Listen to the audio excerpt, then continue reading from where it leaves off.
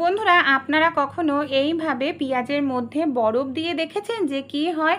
কিংবা আপনারা ওড়নার মধ্যে কখনো পয়সা রেখে দেখেছেন? এমনই কিছু ছোট ছোট টিপস আপনাদের সঙ্গে শেয়ার করব বন্ধুরা। আশা করছি এই ছোট্ট টিপসগুলি আপনাদের একটু হলেও কাজে দেবে। চলুন তাহলে বন্ধুরা আমরা টিপসগুলি দেখে নিই। আজকের যে প্রথম টিপসটি শেয়ার করছি বন্ধুরা, আমাদের বাড়িতে অনেক সময় ছোট বাচ্চারা দেখা যায় এইভাবে রঙগুলো নিয়ে মোম রং দেয়ালে নানা রকম ছবি আঁকে, দাগ কাটে। আমরা অনেক সময় বাচ্চাদেরকে মারি, বকি, কিন্তু বাচ্চারা তো ছোট, ওদের তো আর মেরে বকে লাভ নেই। আর এই রঙগুলো তুলতে গেলে ঘষতে লাগে, অনেক সময় দেয়ালও নষ্ট হয়ে যায়। তাই কোনো রকম ঘষাঘষি ছাড়াই রঙটা পরিষ্কার করে নিতে পারি। সামান্য পরিমাণ নিয়ে নেবেন টুথপেস্ট। অবশ্যই এখানে সাদা কালারের টুথপেস্ট কিন্তু ইউজ করতে লাগবে, অন্য কালারের হলে হবে না। টুথপেস্ট লাগিয়ে আমি এখানে 2 মিনিট মতো রেখে দিয়েছিলাম। আঙুলের সাহায্যে দেখুন এইভাবে ডলে নিচ্ছি। দেখতে পাচ্ছেন টুথপেস্টটা কত সুন্দর মোম রঙটাকে তুলে দিতে সাহায্য করছে। দেখুন পুরো টুথপেস্টটা হলুদ হয়ে গেছে। একটি কাপড় দিয়ে আমি মুছে দেখাচ্ছি। দেখতে পাচ্ছেন কোনো রকম ঘষাঘষি ছাড়াই রঙটা আমাদের দেয়াল থেকে উঠে গেল। ভালো লেগে থাকলে অ্যাপ্লাই করবেন। পরের যে টিপসটি শেয়ার করব বন্ধুরা, রসুন নিয়ে। অনেক সময় আমরা এতটাই ব্যস্ত থাকি, রসুনের খোসা ছাড়ানোর সময় থাকে না। তাই রসুনের খোসা ছাড়ানো ছাড়াই রসুনটাকে আমরা কিভাবে খোসার থেকে আলাদা করে নিতে পারি। এখানে দেখুন একটি গ্রেটার নিয়ে নিয়েছে। আমার রসুনটা কিন্তু দেখুন খোসার সমেতই রয়েছে বন্ধুরা। এবার এইভাবে গ্রেট করতে হবে। গ্রেট করলে কি হবে, রসুনটা যেটা রয়েছে না, এটা কিন্তু গ্রেটারের সাহায্যে গ্রেট হয়ে নিচে পড়ে যাবে। খোসাটা কিন্তু গ্রেট হবে না, খোসাটা ওপরেই থাকবে। দেখুন আরও একটু রসুন আমি এইভাবে গ্রেট করে আপনাদের দেখাচ্ছি। এই পদ্ধতিতে আপনারা ব্যস্ততার সময় খুব সহজেই রসুনটাকে খোসা ছাড়িয়ে নিতে পারবেন। এমনকি রসুনটা আপনাদের গ্রেট করাও হয়ে যাবে। পরের যে টিপসটি শেয়ার করছি বন্ধুরা, অনেক সময় দেখা যায় আমরা কোনো কাজবাজ করি পেন দিয়ে, পেনের কালি আমাদের হাতে লেগে যায় বা শরীরের কোনো জায়গায় লেগে যায়, দেখতে বাজে লাগে। তাই কোনো রকম জল, সাবান, লিকুইড ছাড়াই আমরা কিন্তু এটাকে তুলে নিতে পারি। কিভাবে? আমাদের প্রত্যেকের বাড়িতেই কম বেশি বন্ধুরা এরকম কলিন কিন্তু আমরা ব্যবহার করে থাকি। সামান্য পরিমাণ দেখুন কলিন আমি এখানে স্প্রে করে নিলাম। কলিনটা দিয়ে এইভাবে হাতের আঙুলের সাহায্যে কয়েক সেকেন্ড জাস্ট একটু ডলবো। দেখুন পেনের যে কালি আছে না, একেবারে মুহূর্তের মধ্যে পরিষ্কার হয়ে যাবে। কোনো রকম সাবান, জলের প্রয়োজন পড়বে না।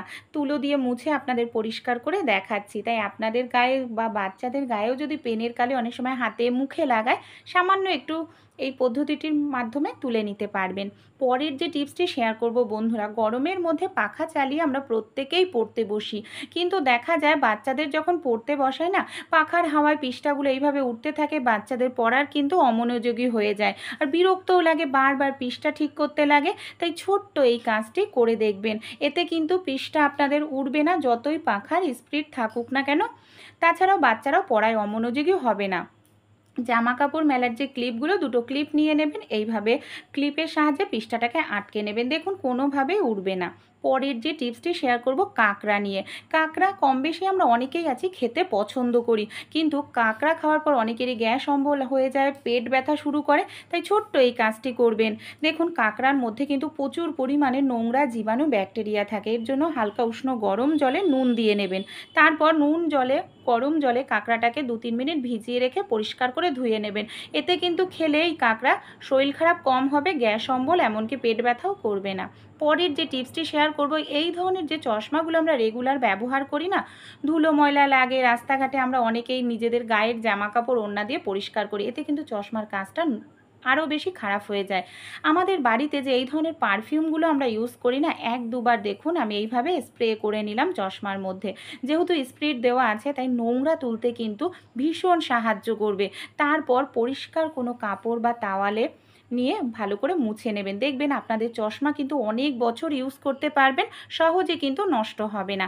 পরের যে টিপসটি শেয়ার করছি বন্ধুরা, আমরা অনেক সময় দেখা যায় ঘুম থেকে ওঠার পর না গোড়ালি ব্যথা করে। আমাকে এক বন্ধু কমেন্ট করে আমাকে জানতে চেয়েছেন যে কি করলে এই সমস্যাটি আমরা বন্ধ করতে পারবো, গোড়ালি ব্যথা কমবে।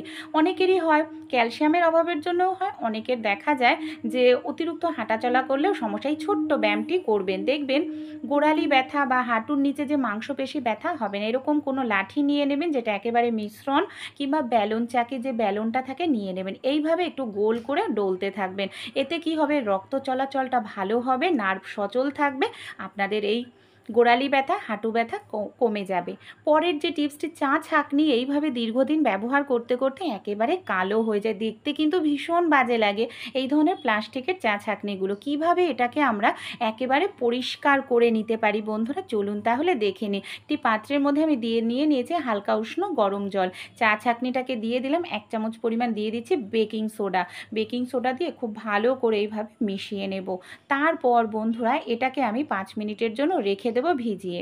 5 মিনিট ভিজিয়ে রেখেছিলাম বন্ধুরা, দেখতে পাচ্ছেন 80% কিন্তু এইভাবেই পরিষ্কার আমাদের হয়ে যায়, কোনো রকম ঘষতে লাগে না। দেখুন জল দিয়ে ধোয়ার পর আমি দেখাচ্ছি, আমি আরও একটু ভালো করে ধুয়ে নিচ্ছি জল দিয়ে। দেখতে পাচ্ছেন প্রথমে একেবারে কালো ছিল, এখন দেখুন কতটা সুন্দর পরিষ্কার হয়ে গেছে। তাহলে ছোট্ট টিপসটি যদি বন্ধুরা আপনাদেরও ভালো লাগে অবশ্যই অ্যাপ্লাই করবেন। পরের যে টিপসটি শেয়ার করব, অনেক সময় পেঁয়াজ কাটতে গেলে দেখা যায় অনেকটা পেঁয়াজ আমাদের চোখ দিয়ে জল বেরায়, চোখ জ্বালা করে, খুবই সমস্যার মধ্যে পড়তে হয়, বিরক্তও লাগে। তাই ছোট্ট এই টিপসটি বন্ধুরা অ্যাপ্লাই করবেন, আপনারা অনেকটা পরিমাণ পেঁয়াজ কেটে নিতে পারবেন। এখানে আমাদের কি করতে হবে, একটি পাত্রের মধ্যে জল নিয়ে নিতে হবে। তারপর দেখুন আমি এই পেঁয়াজগুলোকে দিয়ে দিচ্ছি বেশ কিছুটা পরিমাণ বরফ। আপনারা যদি ফ্রিজে ঠান্ডা জল নেন তাহলে বরফ নেওয়ার প্রয়োজন নেই। পেঁয়াজটাকে আমি এইভাবে বরফ দিয়েই সঙ্গে সঙ্গে কেটে নেব, রাখার কোনো প্রয়োজন নেই। বরফ দেওয়ার কারণে কি হয় বন্ধুরা, পেঁয়াজটা একেবারে ঠান্ডার কারণে পেঁয়াজের যে কষটা থাকে না সেটা কিন্তু জমাট বেঁধে যায়, যার কারণে আমাদের চোখ দিয়ে জল বের হয় না, এমনকি চোখ জ্বালা করে না। আরও একটি সুবিধা জলে ভেজানো, খুব সহজেই পেঁয়াজের খোসাটা আমরা ছাড়িয়ে নিতে পারি, আর পেঁয়াজের খোসা এখানে ওখানে উড়েও চলে যায় না। আরও একটি টিপস শেয়ার করব বন্ধুরা, কোনো রকম ছুরি ছাড়াই আমরা পেঁয়াজ কেটে নিতে পারি। অনেক সময় দেখা যায় আমাদের বাড়ির বাচ্চারা হোস্টেলে থাকে, বোর্ডিংয়ে থাকে, সব সময় তো সব জিনিস তারা শেখেও না, বা ছুরি দিয়ে বটি দিয়ে কাটতে গেলে হাত কেটে যায়। তো এরকম একটি গ্লাসের সাহায্যে কিন্তু পারফেক্ট আমরা ঝিরিঝিরি করে পেঁয়াজ কেটে নিতে পারি দেখুন।